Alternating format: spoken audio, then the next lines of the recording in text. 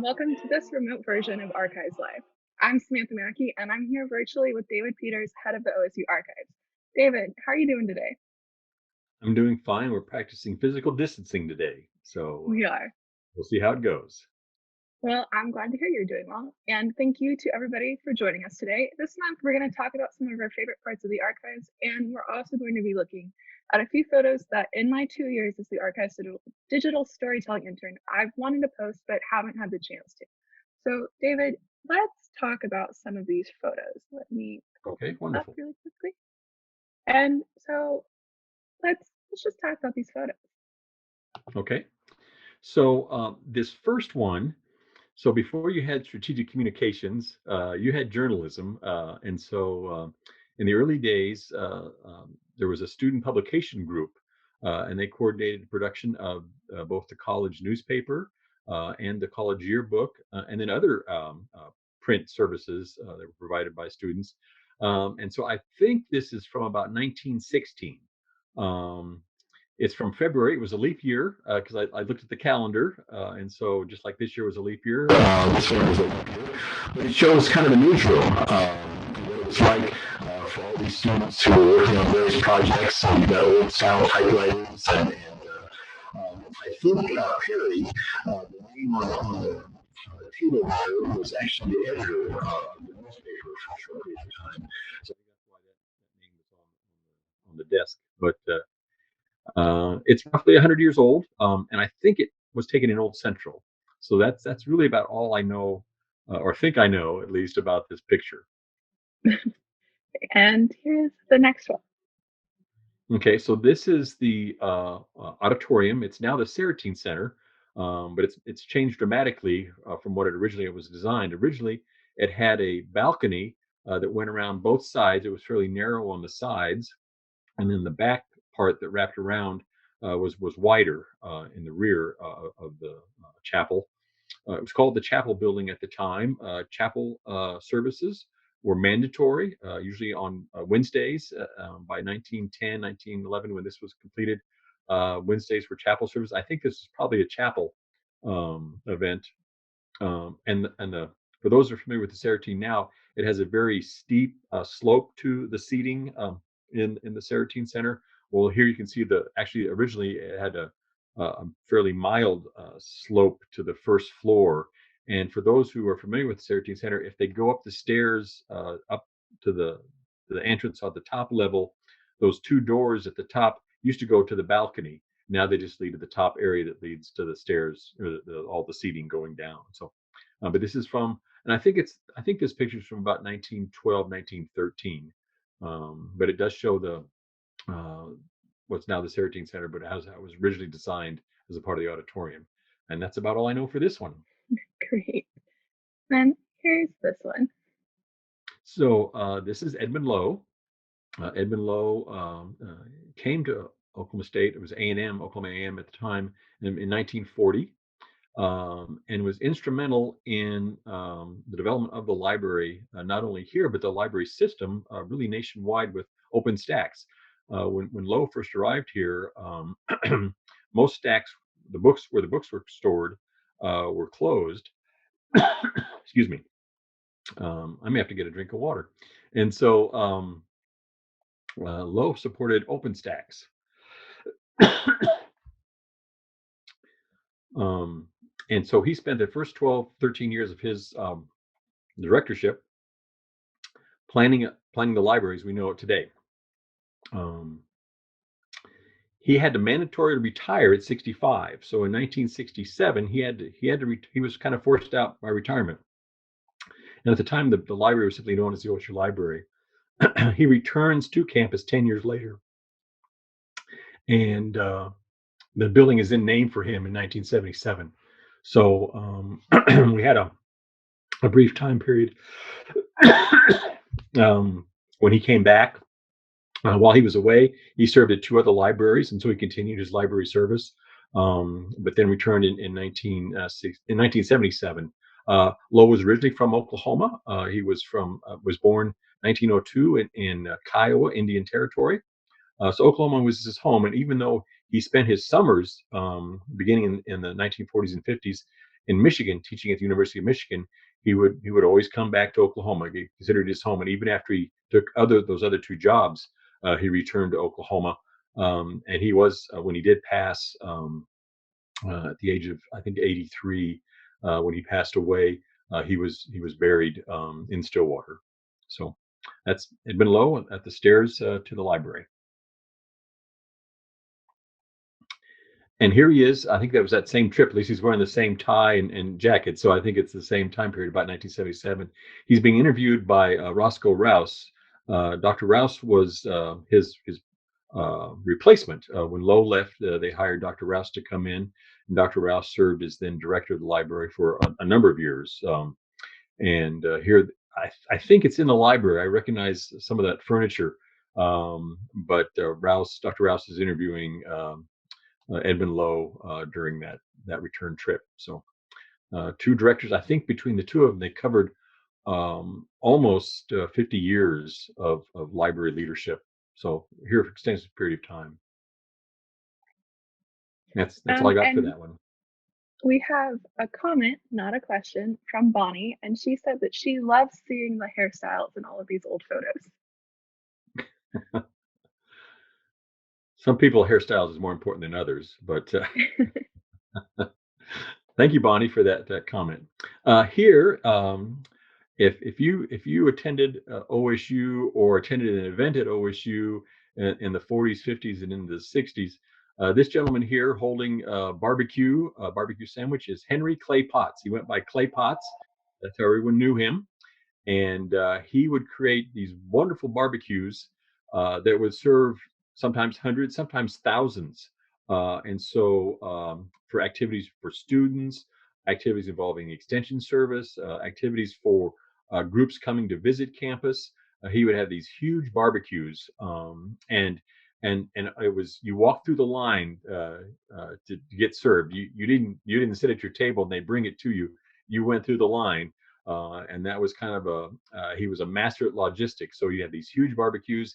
He'd set up as many lines as was needed, and he could get these huge crowds through in very quick periods of time. And so uh, uh, Henry Clay Potts was quite a gentleman. I did a story on him a number of years ago in State Magazine, and I included his recipe. And I received notification from his family that actually that wasn't the recipe. The recipe was secret. That was his kind of official recipe that he would give to people. But they sent me not the recipe, but the actual barbecue, and it was delicious. So I was fortunate to have Henry Clay Potts's barbecue about 30 years after he quit serving. So a And recipe to share and a recipe to keep close to your chest. yes, so anyway, wonderful gentleman. So this is the first library room. When the library was first being developed, they began collecting books um, uh, in Old Central. This was a room I think it was on the southeast corner of the main floor. The front half of the room was where they collected the books for the library, and the back half of the room was for the English department. And so this picture is about from 1895 or 96, I think. It's right in that vintage. Um, and the young man is we had a cadet corps at the time. All young men had to be part of cadet corps, so he's in his uniform, guarding the library materials. You didn't have a lot of place to study there, but this was the first library facility at Oklahoma Agricultural Mechanical College. Great. Well, I have a question again from Bonnie. It goes back a couple of photos. And Okay, she wants to know if the interview between Rouse and Lowe is available in the archives somewhere or in the oral history department. so it's not in the oral history department, so I'm gonna have to check the archives and see. I believe it's probably we have a Roscoe Rouse collection, so my hope is it's with that material. But we could check on that for Bonnie and let her know where that interview is located. Here's this photo. So here's the library. This picture was taken about 50, well, late 50s, maybe early 60s. This couple, they had featured them in a photo spread, um, starting as freshmen wearing beanies, and they had them visit various sites on campus, and kind of prepare kind of condensed 4 years of college life into a photo spread. And so I think this was the last picture in that series, and it shows them in graduation attire in front of the library. And and still today, a number of students when it comes time for graduation, I bet we have students today still having pictures taken, even though we won't have ceremonies this spring. I bet there'll be students in their graduation year. In fact, I saw some before we broke for the COVID virus that they were already having their pictures taken in front of the library. So it's a common site, and it's a popular site, and the library is the most photographed facility on campus.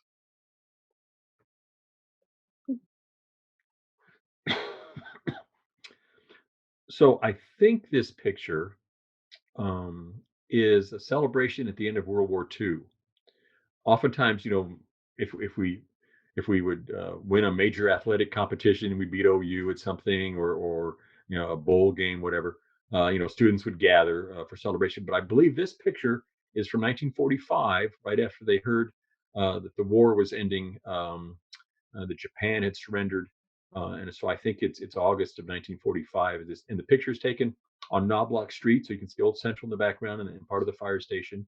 And these are students just out driving around, gathering to celebrate the end of the war, which for many of them had dramatically changed their lives.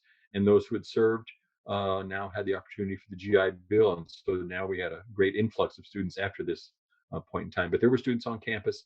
I think this is August of 1945. Students celebrating the end of World War II. David, I have a question for you about this photo. Behind Okay. the fire department, the building with the spires on top, what building is that? So that was called Williams Hall. It was a kind of a Gothic.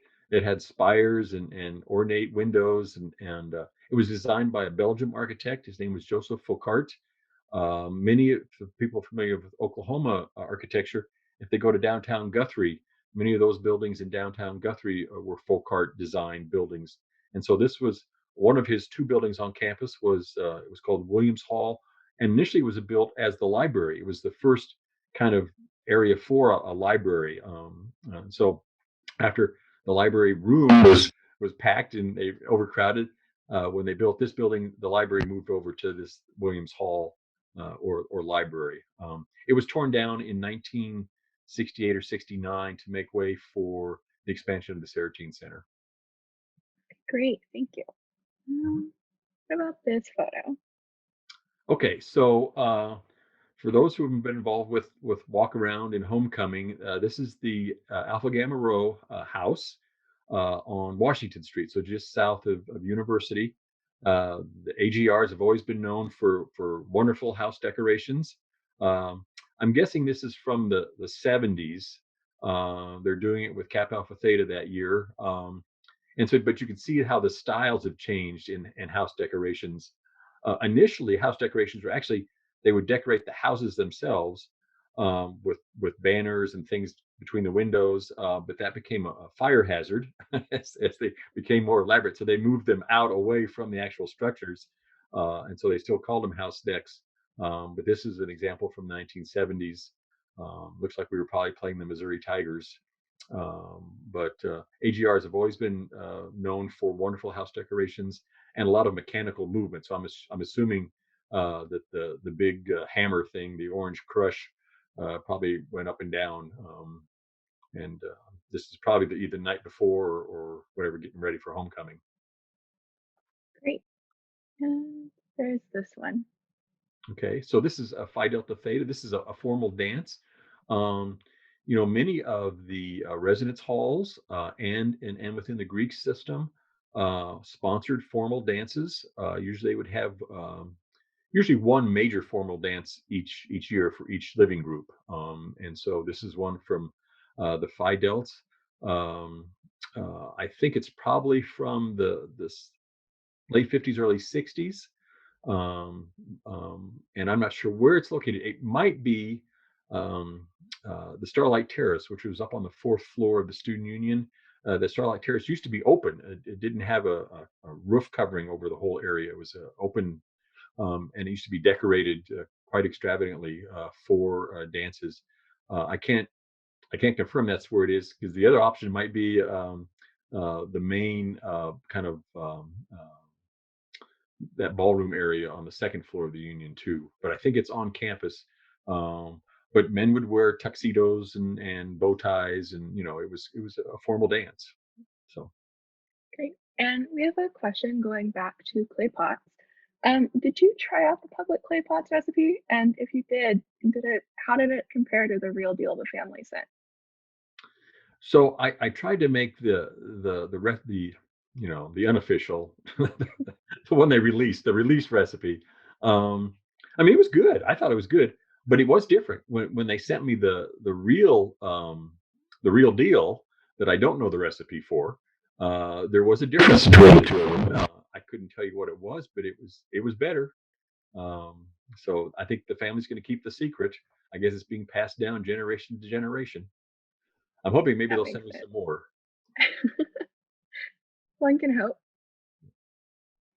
Okay, there's this photo. So this, I think, is from a Sigma Chi Derby days, but a lot of student groups, both residence halls and the Greek system, would have these contests. Oftentimes they're related to fundraisers.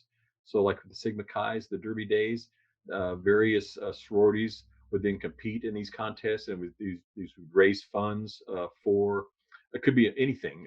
It could be for polio, or it could be for um, United Way, whatever it is. And so here's just an example of a co-ed.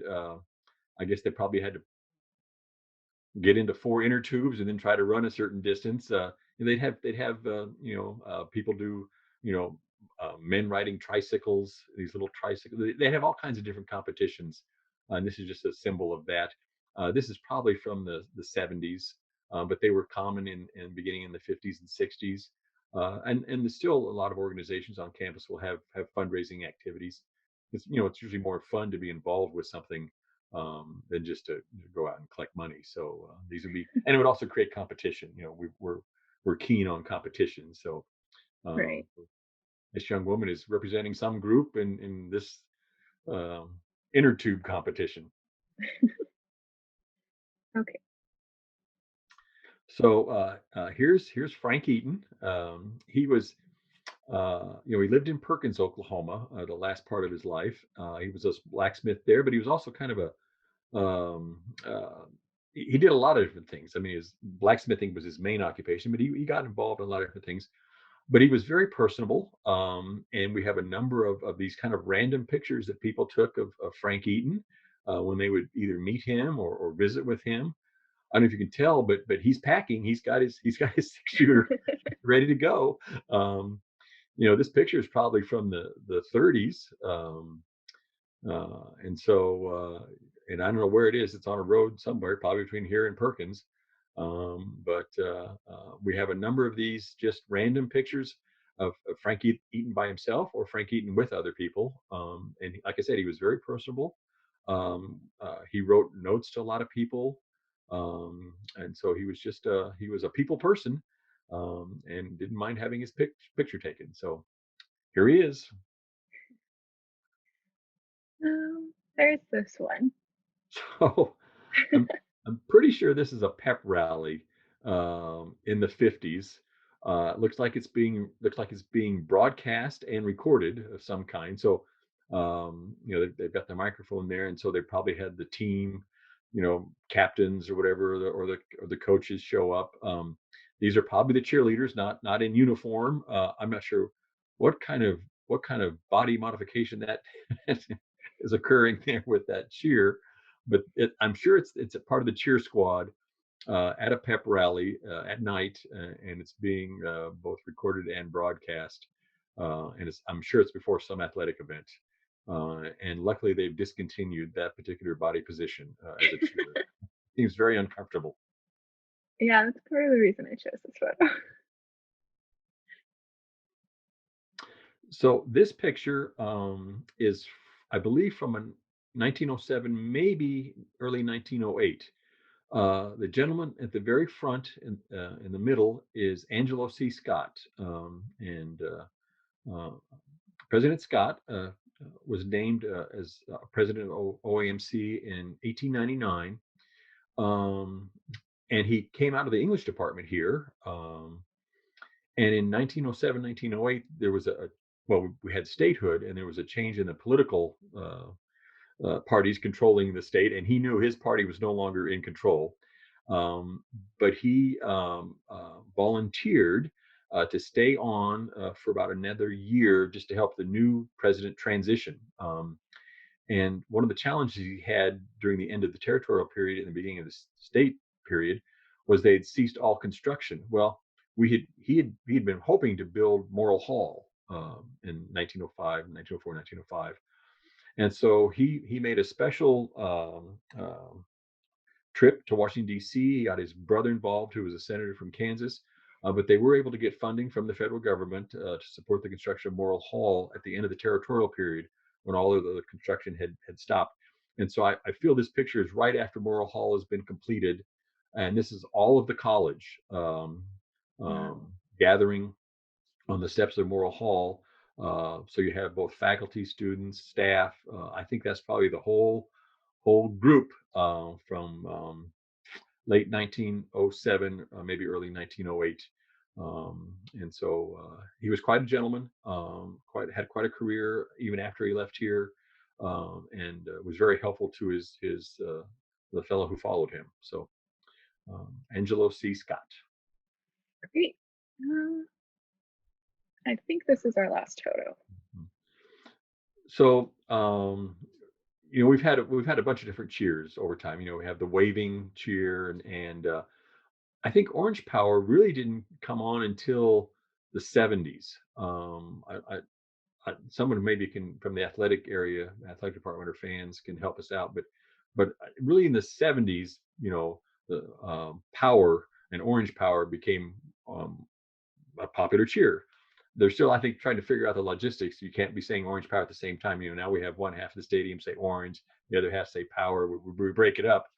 So I think they're still figuring out things here, but this is an early Orange Power, and what I like about Orange Power, at least originally, it came from the fans. This wasn't on the field. Now we've integrated onto the field, so the cheerleaders and Palms, lead this cheer. But originally, it was a cheer created from fans in the stands, trying to get the crowd involved. And initially, it was almost exclusively football, but now it's extended to other things too. So I'm guessing this is from the late 70s, maybe early 80s.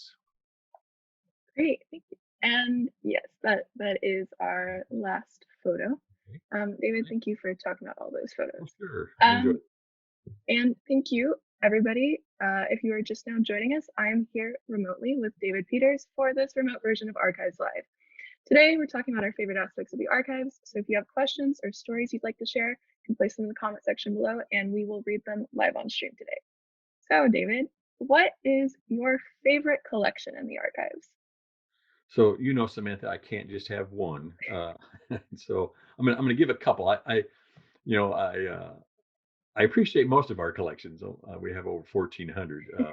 I don't know all of them as well as some, but some of my favorites are Angie DeBow, the Angie DeBow collection, Dr. DeBow's research files and her drafts, and just her total research collection is just fascinating to me. And she was very meticulous and just a wonderful author, and shared stories uh, of people that many people didn't know about. And so her collection, I think, is just a marvelous collection. It's filled with diaries from when she was a child into when she was an adult. It's got images, pictures from friends, from some of her research. It's just a wonderful, diverse set of material. And so I really like the Angie DeVoe collection. Paul Miller was also a former OSU alum, and went on to be involved with the newspaper business, newspaper world with Gannett and the Associated Press, but traveled extensively, met so many famous people, and just had a wonderful life and career, and it's just a fascinating collection. And so I really like the Paul Miller collection. If I had to narrow down a favorite, it would be our photo collection. Like you mentioned earlier, we have so many photographs, and so our photo collection is really kind of an artificial collection in that this is kind of a grouping of a number of different sources that have donated photographs to us, and we've kind of packed a bunch of those into our OSU photo collection. And there's just such wonderful pictures from the beginning of campus, the people who were involved, the activities that students and staff and others engaged in. And so for me, I guess I'm an image kind of person, and so the OSU photo collection to me is if I had to pick one, it would be the photo collection, because we have probably over 50,000 photographs that have been identified, and we have another 200,000 plus that haven't been identified. So we've got a lot of pictures. So that's it. Yeah. So, what is your favorite item in the archives? Once again, can't narrow it down. We've got some kind of unique things that I enjoy. So our dairy department used to produce ice cream and butter and cottage cheese, and they sold milk in little bottles. So like we have little A&M dairy bottles. But the thing that I like the most in that set is they had these molds that were used to you could create like butter molds or ice cream molds, and they would serve these. But they have like Old Central is one, and they have I think a rooster. They've got a variety of different these mold styles, and they're unique to OSU, especially the Old Central one. So you're not going to find them anywhere else, and so I think they're just kind of special. We also have a set of spurs made by Frank Eaton. That's an item that has arrived in the last 5 to 6 years. But these were spurs made by Frank for a friend of his, Rollo Goodnight. And the person who had them gave them to his son, who then gave them to us as a gift. So those spurs are kind of unique, and the tie to Frank Eaton, I think, is really significant. Um, and then, if I have to narrow it down again, we're going back to our image collection, but we have a number of glass lantern slides. These were early forms of providing public access to images. And so you had projection of these glass images, onto a screen or onto a wall. So even before you had movie theaters, people could go to these shows of these lantern slides. And so we have a large collection of those. And then our glass negatives. We have a large number of glass negatives. And the detail is just amazing in those. And a lot of these are off campus and Stillwater. And so I really once again, I'm going back to my interest in images, but our glass lantern slides and our glass negatives. So, Great. We have a couple of questions. okay. So, the first question is, can you talk a little bit about the special work being done on the DeBow collection while library employees are working from home? So we've had the opportunity now for people to work remotely on a transcription project. So I mentioned Dr. DeBow had diaries for a long periods of time. And so we are going through, and with the efforts of, I think we have over 36 students involved, and at least 5 or 6 staff. It's quite a group. But we're going through and transcribing these diaries from 1950 to 1987.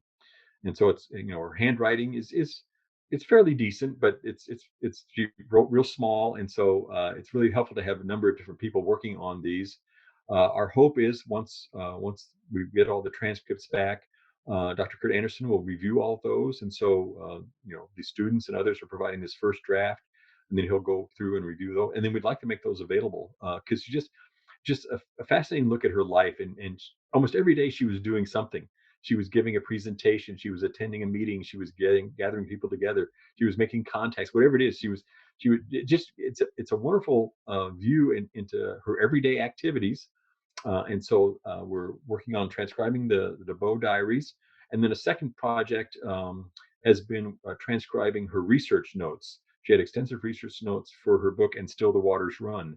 And there's fascinating information in those too. And so we've done the process of transcribing those, and we have roughly the first 6 chapters. We have drafts for those. And so we've kind of turned this turning lemons into lemonade. We've taken advantage of this opportunity, and we appreciate all of those library students and staff and faculty who have helped us transcribe this DeBow content. Great, that's super exciting. We have another question from Will, and this question is actually for me. He wants to know what some of my favorite stories and oddities that I've discovered during my internship are. I think personally, my favorite story, and it's a little bit of an odd story, I found it in the Centennial Histories collection while I was doing some other research. But at the very beginning of OAMC, the literary societies kind of had a feud, and I thought that feud was the funniest thing. It was so interesting to read about it because at one point they tried to like steal food from meetings and steal members from each other. It was just a mess of a feud. Okay, David, what is your overall favorite part of the archives? Okay, so here we go again. You know, I have the benefit of working with this material, and we have a lot of material, but it contains such wonderful stories of individuals, and relationships that they built here, or accomplishments, or challenges they faced. And so I get firsthand experience, dealing with all these stories. And there's so many layers to many of these stories. And so I just love having access to that, and hopefully we're trying to share some of those stories, with others. So, and I want people to know, to use our resources to discover additional stories. And so I love that part of it.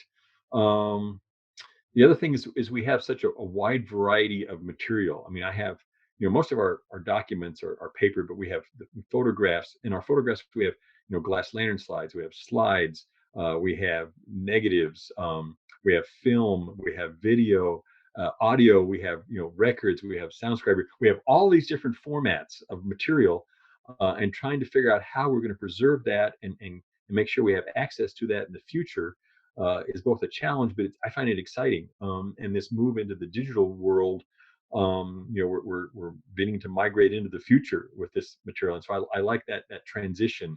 And I know it's getting beyond my capabilities, so luckily we have other people who can help us transition with that. But I love just the variety of material we have and the content we have. But most important, I think, what I love most is the opportunity I've had to work with people. So I've gotten a chance to work with other staff, and students and faculty on campus. I get a chance to work with library communications and folks like you and Bonnie and others. So I really appreciate the opportunity I've had to build relationships with others who have an interest in the archives, and hopefully expand that interest, and share kind of our excitement about that to the world. So that's it. Well, David, I've really enjoyed working with you too. One last question before we go. So, obviously, given the current situation, almost everything is done remotely or online right now. So, if people wanted to look through the digital collections and maybe see some of the things we've talked about today, or just kind of go looking, what kind of things could they expect to find in all of these digital collections? So, well, as you're aware, a lot of our stuff isn't digital, but the things that we have that have been digitized, we have things like, the Department of Extension Service publications. Most of those are available online. The Angie DeBow collection, much of her images and a lot of that material is available online.